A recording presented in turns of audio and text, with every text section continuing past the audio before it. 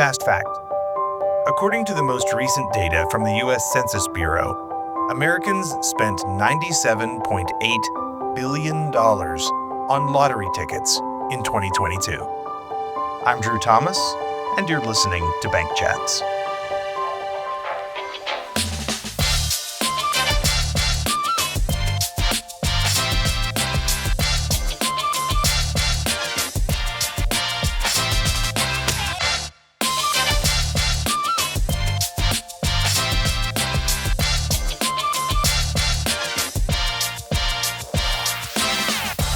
Welcome to a new year. Well, we've already done a 2 cents this year, but this is our first long-form podcast, I guess you could say, for the year.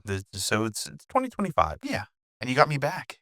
I'm happy about that because I couldn't do this by myself. I can talk a lot, but it's much better to talk with somebody than just into the air. I'm a good listener, too. Yeah, so how was New Year's good? Everything happy? Oh, yeah, always good. Awesome. Yeah, how about you guys? Good. Yeah, it was nice. It was nice recently to have a weekend where there was nothing going on. As much as I love the holidays, sometimes it's nice to have a weekend where you don't have a bunch of things happening. And January is usually pretty good for that because the weather around here is very cold. It's frigid right now as we're recording this. Oh, yeah, we're supposed to get even more snow, 5 inches again or something like that. Yeah. Theoretically. Yeah. And it's like single digits overnight, wind chills negative. Yeah. Of course, that's most of the country right now, as we're recording this in January. But yeah. So I was thinking about things to talk about that we haven't really talked about. And this may not necessarily directly associate with banks specifically, but it does. We tried to do financial education. That's really why we're here, right? And I was thinking about some of this stuff, and recently, in December of last year, there was a one of those multi-state lotteries that was up over $1 billion. And it got me thinking about people that play the lottery and whether or not lotteries are really a good idea from a financial perspective. Yeah, right. Sure. So did you play that lottery? Yeah. Yeah, me too. I'm still here. Yeah, we're still talking, so that the Yeah. little foreshadowing, didn't win. Yeah, so I thought it might be a good idea to talk about talk about the lottery in a couple of different sort of points of view. Yeah. And now just as a preamble to this, we're talking about United States lotteries, right? So if you're listening to this and you're from a different country, some of this may or may not necessarily apply to you, but I would imagine that 99.999% of our listeners are from the United States. So yeah. So, and I also want to stress at the very beginning here that neither myself or Jeff are endorsing playing the lottery. We're not trying to sell you on this. In fact, by the time this is all said and done, you'll probably find that we're doing the opposite. We're not necessarily trying to convince you one way or the other. We're just having a discussion about what they are and how they work. Yeah. So, that being said, from a legal perspective, what's a lottery? So there's different ways of playing the lottery. There's the big games, like where you pay $1 or $2 and you get to pick your numbers, or you get let the machine pick your numbers, and once a week or twice a week, they go through those numbers, and if they match, then you win. There are other lotteries were like scratch-off tickets here in Pennsylvania. Yeah. Scratch-offs are a big thing. There's rip lottery. I mean, there's lots of different lotteries. Yeah, absolutely. I mean, and really, one of the things is the definition that I found of a lottery is, and this is literally the definition that I was pulled from.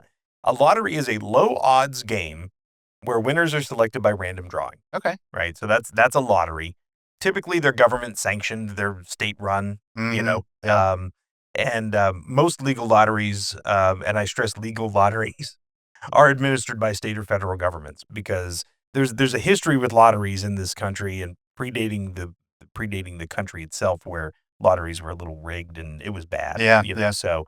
But there's other types of lotteries. I mean, there's non-money lotteries. Like, you'll see like, 2 football teams have identical bad records. So they do a random drawing or a coin flip or something to see who's the first in the draft. Okay. Or something like that. That's technically a lottery. Yes. And it's a chance. Yeah. Right. Yeah. So history of lotteries, we're not going to go back to ancient Rome. I mean, lotteries go back literally thousands of years. Right.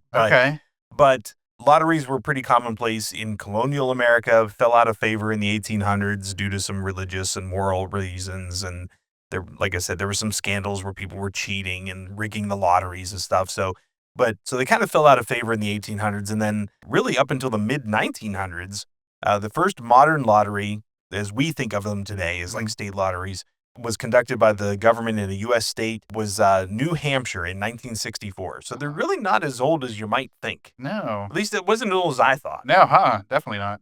So yeah, so we're in Pennsylvania. Yeah. Right. We have a state lottery that benefits older Pennsylvanians Somehow. And I did not know this. Do you know that there are 45 states where lotteries are legal? Do you know the 5 where they are not? Ooh. No.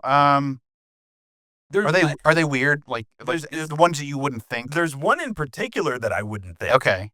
Like Arkansas or Alabama or something. Alabama's one. Alabama's one. Okay. If we're going alphabetically, okay. Yeah, I learned them alphabetically in elementary school. We had a song that we sung. So was it the Animaniacs one? No. No. It was Alabama, Alaska, Arizona, Arkansas. Okay, so the 5 where it's illegal. Alabama is one. Okay. Alaska. Huh. Hawaii. Now here's the one that gets me. Nevada. We're Sin City, the home of Sin City. Nevada does not allow a legal lottery. That's crazy. And then the one that I would probably most expect is Utah. Okay. Right. So those are the 5 where there is no lottery. No explanation, just that they're not allowed to have. They just never legalized them out in those 5 states. So they can't participate in like the big lotteries either. Like they cannot. Oh. Now, does that mean that people don't drive across the border? I mean, no, you wouldn't be able to because if you be a resident in a state that it's legal. Yeah. Yeah. I don't know. We can't go. Does matter. That's a good point. We can't go down to like South Carolina and get a scratch-off ticket and then cash it back in Pennsylvania. So you're right. Yeah. Although couldn't you cash it in if you were still in South Carolina? I don't know if you have to be a resident or not. I don't know. That's a good question. Yeah. Anybody who knows can put it in the comments. Yeah. Maybe you know. Maybe you're from South Carolina or some of the other states. I don't know.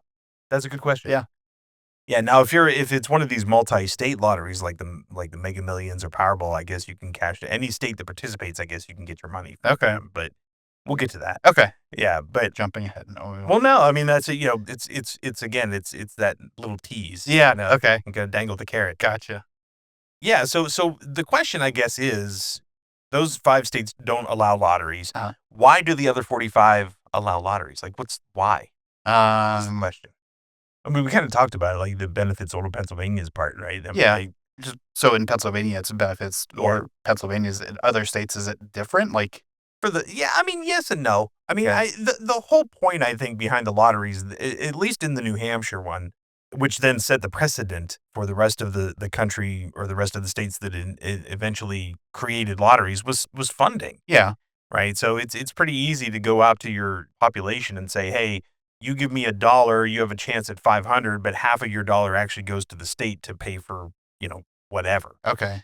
So I went and looked it up because, again, we are in Pennsylvania. So I went and looked it up. Now, according to the PA Lotteries website, so I'm going to put attribution there because this is, the pot explaining itself. Okay. Right. But the PA Lottery was established by law in 1971. The first ticket was sold in 1972. So we're talking 7-8 years after the very first ones in New Hampshire. So this is a pretty recent, fast follow. Yeah. Yeah. My parents were alive and in their 20s by the time the PA Lottery was established, which I wouldn't have thought. Yeah.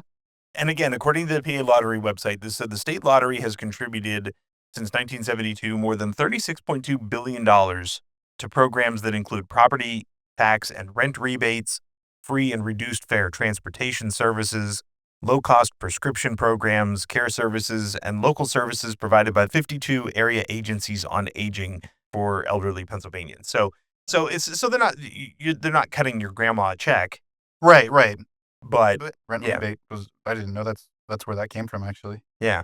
Now, you could argue that they would probably be doing that anyway, but then that funding would be coming from somewhere else. So, yeah, the question is I guess the lottery's paying for it, or is it just offsetting money that could be spent elsewhere? I guess is the question. Like, does it go into a general? I guess the question is, does it go into a general fund and it's just they're just distributed to all different organizations? And yeah. Yeah.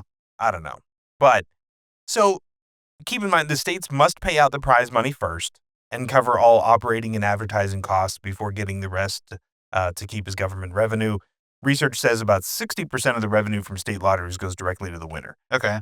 So the majority of these, I mean, it's really just turning it and handing it back out to somebody who's won the lottery, I guess. Okay. So yeah, so that's what Pennsylvania does with their winnings. But I guess other states do other stuff. A lot of them, when I was doing the research, a lot of them put their money back into like education, is the general rule. Like they fund like their public schools and things like that with it. I'd say that that's a good marketing tactic, tell people that it goes to education and maybe they'll buy more. But I think everybody that plays, they don't need to know what it goes to. They're just going to play. That was a cool statistic I found. So it was talking about, the people that play the lottery. Yeah. So a small minority of heavy players provide most of the lottery revenue. In Minnesota, 20% of lottery players account for 71% of lottery receipts. While in Pennsylvania, 29% of players account for 79% of lottery revenue. That's so 29% of the people that are playing account for 79% of the revenue that is generated by the lottery. So the question is, who are these people? Yeah. Right? Why are they? Are these well-off people or are these not well-off people? Right. Well, so another study found that low-income families make up a disproportionate share of the lottery players. Yeah. So usually it's people that are dreaming big about winning and, may never hit it. Yeah. And statistically, probably not. But see, I think that's what you're playing for. In a lot of where a lot of people are playing. Yeah. Like a lot of people are playing for the dream. Oh yeah. Right. It's fun to sit around and say, hey, if I happen to win this thing tonight, I do it. What would I do? Not that I play the lottery very often, but yeah, every time I buy a ticket, it's okay. What would I do tomorrow? What's the first thing I would do? Would I quit my job? Here's another thing that we haven't talked about. If you did happen to win, what would you do with the money? If a bank is only insuring you $250,000, if the bank is FDIC insured, you split that up. Do you invest it in different banks? Yeah. Yeah. Let's talk about the odds of winning this. Okay. Because I think that's what a lot of people get hung up on, right? So we don't understand the state lotteries, they benefit people, and the multi-state lotteries, I guess. I don't know. I would imagine that they probably kick back into the states that participate something because it can't all go to one state. So I guess I don't know if it's a proportional thing. Like if so many people from Pennsylvania play the Mega Millions, does Pennsylvania get a kickback or something? I don't know. Oh, I don't know. Yeah, kind of like if you bought the ticket at a gas station and you won, the gas station gets a kickback. Same thing. Yeah. Okay. Yeah. So I don't know if it would be something like that, but you found some statistics on odds of winning, and so did I. Okay. Yeah. And I think that we could probably go through a couple of these just because I think it's important to illustrate to people that this is not a strategic investment. No. To your point that, lower income people and families tend to be disproportionately playing the lottery, right? Is it really a way to get out of debt? Or are you just putting yourself back into even deeper debt? Right. Right. Right. Statistically speaking, it's the latter. You're putting yourself deeper into debt. Yeah. For the most part. Yeah. So, and the higher the number, that doesn't mean that you have a better chance of winning. You mean the jackpot? Yeah. I mean, we all play. If you're gonna play, we all play. Like if the jackpot's hundreds of millions of dollars, but if it's $10 million or $20 million, I'm not gonna play it. Yeah. I know that is ridiculous, isn't it? Like, it's only $20 million. Right. After taxes, I'm not going to get, blah, blah, blah. Yeah, that's a good point. But so you're right. The amount of money, it's not like some lotteries where the amount of money is your odds are fixed. Right. No matter how much money is up for grabs, your odds are fixed. Right. So you're not getting a percentage of the winnings. You're either winning or you're not. Now, to be fair, most of those lotteries, you can win smaller prizes, right? We're talking about winning the jackpot when we talk about these odds. But you said that, what did you say the odds are of winning even just the smallest prize on the... You have like a 4.9 or something % chance of winning something. And yeah, like for the Powerball, that's $4 is the minimum. So you're basically doubling your money. Right. On that one number. Right. But also, if you do win, you only have an 11% chance of winning anything over $5 or something like that. Like it's so small. And so many people, when they play stuff like the Powerball or the Mega Millions, they're not buying just one ticket. No. So you're buying, that's winning $4 on a $2 ticket. Right. Um, Now that does increase your Mhm. odds, but it's so insignificant. What, buying more numbers, you Right, mean? right. Oh, yeah. Yeah. Well, I say this all the time, and we'll get into odds here, I think, but I say this all the time.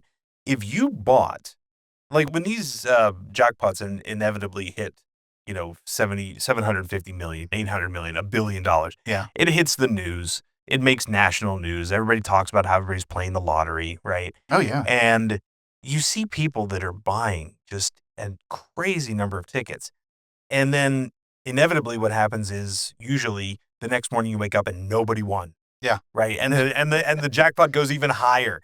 And I say, if you personally had bought every single ticket that was available for sale that night before, you still would have lost. Yeah. Yeah. So buying 5 numbers versus 1 number does not make a difference. Wasn't there was a company years ago, it was some big tech company that bought its employees, 1 ticket for a Powerball, and Oh, it was really? like I don't think I remember that. yeah, it was like a decade ago probably almost.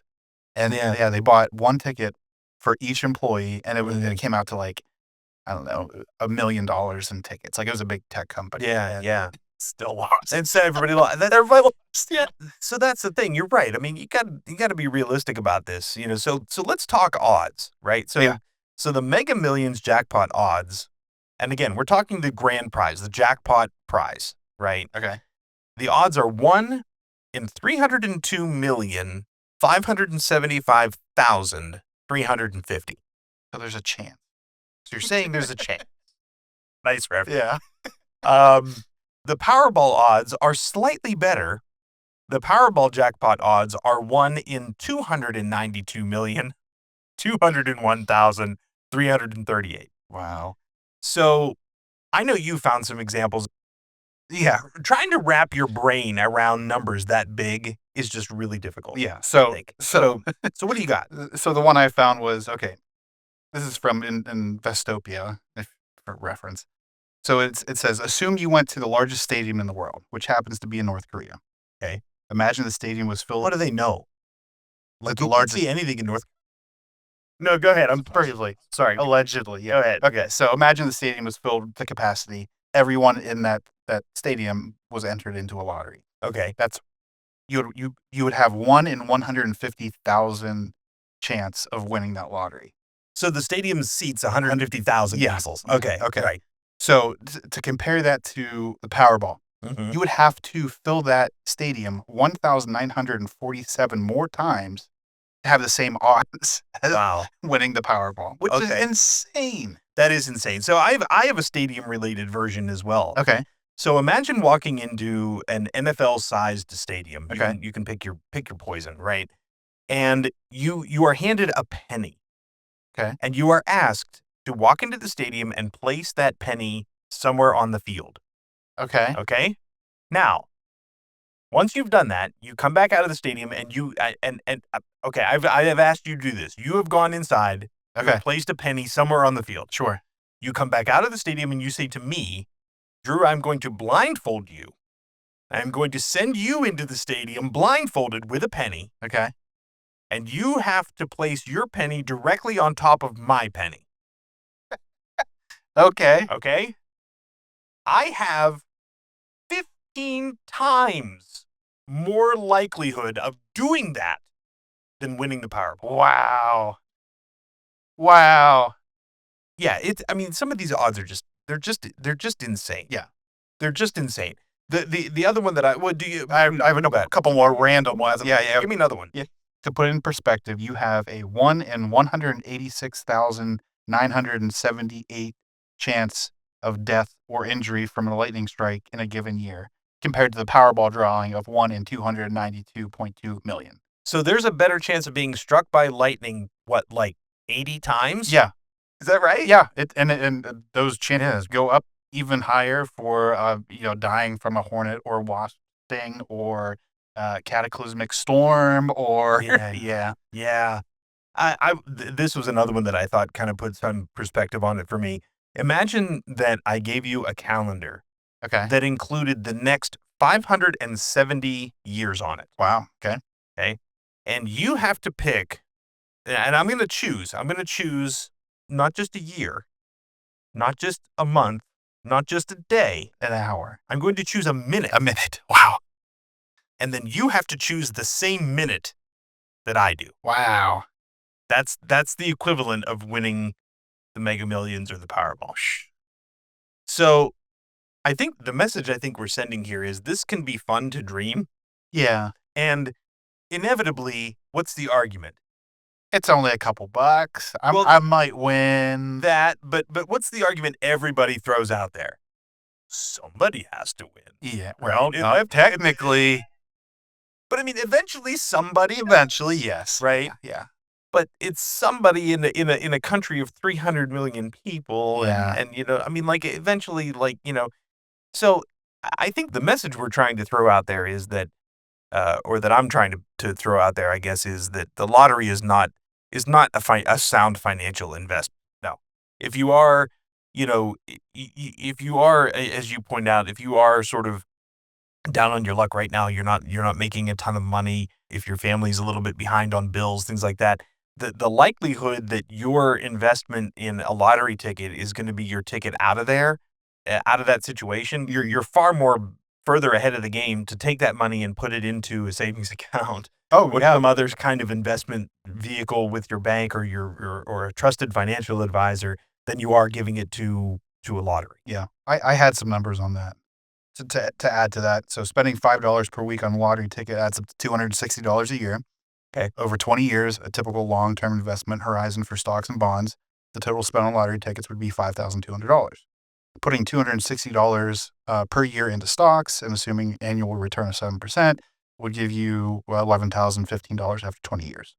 But if you just spent the money on lottery tickets, you'd be left with whatever you'd won on the prize, which is probably Statistically low. negligible. Yeah. Right. But, it played even safer. So consider someone who contributes $250 annually to an IRA instead of spending money on a lottery ticket. After 30 years and assuming a conservative average annual return of 4%, the account would be worth $15,392. After 40 years, that number would jump up to more than $25,000. Right. Yeah. So I think the other thing here, and what I'm hearing from that is people don't want to wait the time. Yeah. I mean, that's what I want it down to. I want it now, right? And the lottery gives you that ability to think, well, I could have this Tuesday. Yeah. But realistically speaking, you are far better. And that's a pretty safe investment in IRA. Right. I mean, an IRA is an incredibly safe investment. Right. And, and therefore your rate of return is probably less than you would get if you were to go with some other types of investments that are conceivably out there. Sure. That being said, much like a lottery, investments are not guaranteed. Right, they're not. Right, so you could theoretically lose money on some of those things, but you are statistically less likely to lose money on a traditional investment like an IRA than you are on a lottery, right? I mean, significant. But it is fun to dream. I mean, and I think that's what it comes down to, Yeah. is that, that's what they're selling. They're selling the dream of being able to buy that ticket, and between now and whatever time that night the lottery is drawn, you can imagine a world where you get to read the same numbers on your ticket as what's on the TV screen, and that's what you're buying. You're buying that dream, Yeah, Is I that totally agree. Yeah. what would you do if you, just out of curiosity, what would you do if you hit the lottery? Oh. Now, I'm talking like a big lottery. I'm not talking like the daily number where you get $500. You can say you'd quit your job. That's okay. No, I mean, I wouldn't care about my job as much. I wouldn't quit. I couldn't do nothing. But we had talked about this off mic. Yeah. The other day, and you had said that you would do volunteer work and stuff like that, and that's probably what I would do as well. But would you? Okay, so here's another question along those lines. Would you remain anonymous? There are some states that allow you some anonymity. Mm-hmm. What would you do with the money? Or, I would really try to stay as anonymous as I possibly could. Okay. I really would. And not just because of, first of all, I don't need the fame. Like, some people want the cameras and the streamers and the balloons and the fawning and all that. I really don't. I couldn't care less about any of that stuff. But I've seen what has happened to some people that have won big lotteries like that have made themselves known and been very public about it. And man, every person comes out of the woodwork asking for money. I mean, Oh, yeah. it's, and cousins you didn't know existed, friends from high school that you didn't like. Yeah. just everything. It's, and complete strangers that think that, well, you have all this money, why can't you give me some? I mean, it's a dangerous situation, I think. Well, and taking a lump sum versus an annuity, that Yeah. plays into that as well. Like, if you take an annuity, then you don't have necessarily that money that people are asking for, and that kind of Yeah, that's can true. tame that, Yeah. that wants and needs from everybody else around you a little bit. Yeah. Yeah. So all right, so this leads very nicely into this. So let's pretend for just a minute that you have beaten the incredible odds against you and won. No, Drew, you can't have any money. Fair enough. All right. Now we're gonna. So what should you do? So I was looking, and according to Forbes, Okay. right? So these are people better than me and Jeff, right? According to Forbes, you should first of all sign your ticket and keep it in a very safe place, Mhm. because if you don't sign it and claim it, you haven't won anything, Mhm. right? So you have to sign the ticket, put it in a safe place, and get ready to claim it with whoever your lottery officials are. Yeah. Right. The next thing Forbes says is be very choosy about who you tell. They also recommend obtaining the services of a reputable estate planning lawyer, as well as an financial advisor that has experience working with high net worth families. Okay. So again, you want to try to protect this. I Mhm. mean, you don't, and most people, myself included, are probably not. We just have no experience dealing with that amount of money. Yeah. Just like, trying to wrap your brain around the odds of winning, trying to wrap your brain around actually having $1 billion in your bank account is Mhm. just, I don't know what you do with that. Yeah. Elon Musk might know, but I don't. Some of these people, some of these billionaires might know, but I don't. You're right. So there's that. Then it says this, to your point, decide whether to take the lump sum or annuity. So I don't know which one would be better. I guess it depends on your age. Yeah, your age. Yeah, I mean, your how much you win. I mean, Yeah. that's gonna play into your taxing on, your because it's gonna be income tax. Yeah. Yeah, so that's a good point. So you have to remember too that this is not just free money. I mean, yes, you've won the lottery and it is free to you, but it's taxed as income in every state Yeah. and at the federal level, right? The states that it's legal, obviously. So you're going to pay state income tax, you're going to pay federal income tax, and you're going to pay it at a rate that is much higher than what you're probably used to. Oh, yeah. If you're making 50,000 a year and you're paying whatever your tax bracket is, and then suddenly you have $1 billion in your account, your tax bracket just got a lot higher. Yeah. So But you can decrease that a little bit if you take an annuity versus a lump sum. Yeah. true, Right. yeah. Now the question becomes though, the annuity. I don't know how that works. So like, I guess it would be one of those things where like if you we'll use $1 billion because it's a nice round number. At $1 billion, when they list those jackpots in the media, it is the annuity that they're talking about. They're not Right. talking about the lump sum. Right. So $1 billion in an annuity might only be 500, 600 million if you get the lump sum, Yeah. right? Yeah.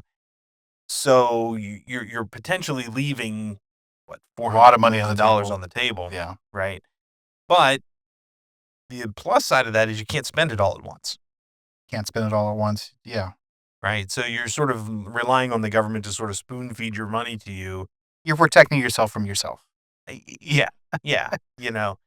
On the other hand, if you do get the lump sum, you could, and which believe it or not, a lot of people do who I've read who do win the lottery. A lot of people do this. They do find a good estate planning lawyer. They do find a good financial advisor.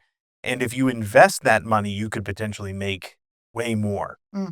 Um, Yeah. because if you're not spending it foolishly and you're putting $500 million into different investments.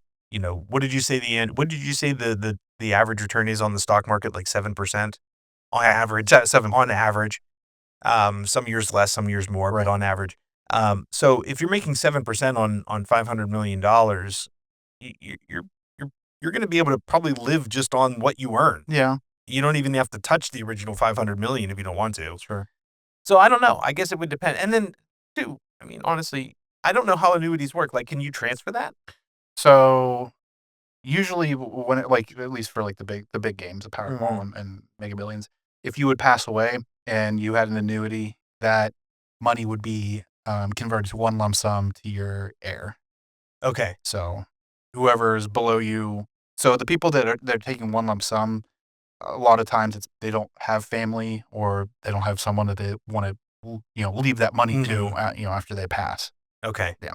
So the annuity theoretically would go to like my wife or Right. kids or something like that. Right. Depending on your family, sometimes that's not the greatest. Sometimes you don't want to do that. I mean, that's why they're Yeah. that's why trust companies exist and stuff, and like trust departments and stuff, because sometimes the kids don't understand fully what it took to earn that money in the first place, and so they spend it. Yeah. But yeah, I guess there's advantages to both. Yeah, a lump sum and annuity, and your financial advisor would know a lot better than Yeah. you or Yeah. And then, as you already pointed out, plan on paying a bunch of income taxes. And then the last thing that Forbes recommended was just pace yourself on spending. You don't need to rush out and buy three $200 million homes, Mhm. right? Because there are costs, and we've talked about this in other episodes of the podcast. There are costs associated with things that you don't always think of. Sure. So you go out and you buy yourself a $200 million house. Now you've got to pay taxes on it, right? Mhm. Property taxes. Mhm. You got to maintain it. Yeah, you have to pay insurance on it. You probably, a house that big, you probably have to pay staff to keep up with it because you're probably not doing it. It's not a DIY deal when you've got a 30-bedroom mansion or something. Yeah, and if you didn't remain anonymous, you got to pay for security, and Yeah. I mean, Heck, not that you they don't remain anonymous. yeah, right, What right, security? and not that you have to, but I mean, people get a little upset if you don't donate some of your money. Sure. I mean, Yeah, and they do say that that's probably the second biggest thing that most people do when they hit big on the lottery is they donate. They donate to churches, they donate to charities, right, which gives you hope for humanity that most people do want to give back a little bit. right. But yeah, there's costs associated with all that stuff that you don't always think about. You're like, "Oh, I'm gonna buy a Maserati." Okay, but you gotta put gas in it, you gotta insure it, you gotta garage it. And I mean, what are you gonna do with it? How many times are you gonna drive it? Yeah. So be careful and thoughtful about how you spend your money. Your money's not going anywhere. Think about it before you go and spend whatever you're gonna spend. Yeah. You know, most of us have dreamt about it too, but I don't know that most people dream about, man, if I hit the lottery, I'm gonna get myself a lawyer. Oh, yeah. It's not. How am I gonna get my ducks in a line? Yeah. What estate planning service am I going to hire? Uh, but those are the things you really should be thinking of if you do happen to beat the odds and win. Yeah. You know. Yeah. One final thing that I want to sort of touch on, and we've touched on this with the guys from St. Francis and different fraud stuff and identity theft and so forth, is when it comes to lotteries are also used quite a bit as bait for fraud. They really are. And so please keep in mind, like, first of all, you can't win a lottery you never entered. Yeah. If you get an email or a text message or a phone call or a letter in the mail saying you've won whatever lottery and you never entered any such lottery, you didn't win. Yep. That's social engineering at its finest. Yeah. Yeah, precisely. The second thing is winning lotteries from another country. You can't, right? So if you're not a citizen of the UK, you cannot win a lottery based in the UK. So again, if you get a phone call, a text message, a letter, or whatever saying, hey, you've won some lottery in the UK, no, you didn't. That scammer got your location incorrect. Yeah. Please don't give out your information and all that stuff thinking you won such a thing. Right. And then, going back to that whole telling as few people as possible that you're a winner, I think that, when it comes to fraud, I guarantee you that lottery winners have to experience a level of fraud that you and I could only, I wouldn't say dream of, but nightmare of. Oh, yeah. If that's a verb. Because once your name's out there and people know you have money, they're going to come at you, Mhm. and they're going to try to swindle it out of you any way they can. So you've got to be so careful. But particularly about just not falling for lotteries that you didn't enter or didn't win. Don't fall for it. Mhm. You said something earlier that made me. You said if it wasn't, what did you say? Oh, If yeah, you wouldn't click a link for $5. Why would you click a link for $5 million knowing that you didn't enter a lottery? Yeah. Yeah. and knowing that you're going to win less than anything they put out. If it said $5, you're not going to win $5. So you might as well not even. Yeah, don't fall for it. Yeah. Look, I understand the appeal of wanting to play the lottery. I totally do. And I'm not saying I never have, because I totally have bought tickets for the lottery. But I think That it does go to a good cause for the most part. for some of it does, Yeah. at least. But I think the important thing is to make sure that, just like pacing yourself if you happen to win, I think just understanding that it is a game. It's a game you're not likely to win. If you keep your risk reward low, then sure, have fun with it. As long as it's a legal lottery, if it's your state lottery, if it's a multi-state lottery in the United States or something and it's illegal to play, and you throw $2 at it a week, chances are, and I mean, there was a time in my life when I couldn't have afforded $2 per week, but chances are that's probably not going to be what breaks your budget, right? Throwing through and $2 to win $1 billion, that's a good risk reward ratio, right? Don't get suckered into buying 500 tickets, 1,000 tickets, 10,000 tickets, whatever it is. Like, you see, Don't let it lead to something worse. Yeah, because you're just not gonna win. Right. It's not gonna pay off for you. Even you see about a lot of times, you see in workplaces they'll do a lottery pool or something like that, and the idea being Police do that. or and you split. I mean, that's a whole other legal thing though. To think about, like, how are you going to make sure that everybody that's on board all wants the lump sum, all is going to be willing to split it evenly. That's true. Yeah. You know, We used to play that at my last job, and Yeah. I never thought of that. Yeah, I mean, there's that kind of thought too, where you got to think, okay, well, I mean, it'd be a great problem to have, I guess. I guess we just assumed we weren't going to win, so Yeah. don't worry about it. Worry about it when it comes up. Yeah. Yeah. Yeah. But you have that thought, but even in that, don't let somebody at work coax you into, like, oh, we're all throwing $100 in or something like that. If you can't afford it, then just say no. Yeah. Right? Because that $100 isn't statistically any more likely to win you that prize than if you went and bought your own $2 ticket. Right? I mean, that's what it comes down to. True. All right. Yeah, that was a good one. I think that was pretty decent. Yeah. I'm not going to go play the lottery tonight, though. Yeah. I don't know. I might. I don't want to have to edit this. All right, maybe I'll see you tomorrow. That's what you always do, the editing anyway. I win the lottery every day on that one. Yeah. So what was the last thing you said? This article summed it up really, really nicely, and it said, if you really care about maximizing your wealth, the only winning move is not to play. So I think we can end it with that. I agree. Thanks, Jeff. Thanks, Drew.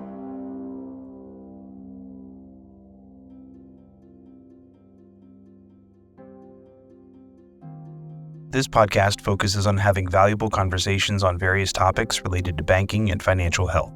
The podcast is grounded in having open conversations with professionals and experts, with the goal of helping to take some of the mystery out of financial and related topics, as learning about financial products and services can help you make more informed financial decisions.